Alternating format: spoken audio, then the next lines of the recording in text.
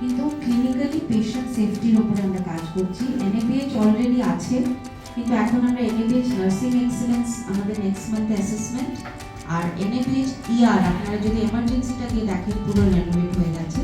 তো আমরা এরপরে এনএবিএইচ ইআর এই বছরে করবো, যাতে কোয়ালিটিটা আমরা ইমপ্রুভ করতে পারি। তো থ্যাংক ইউ ভেরি মাচ, আপনাদের জগন্নাথ যাত্রা ভালো হোক, ধন্যবাদ।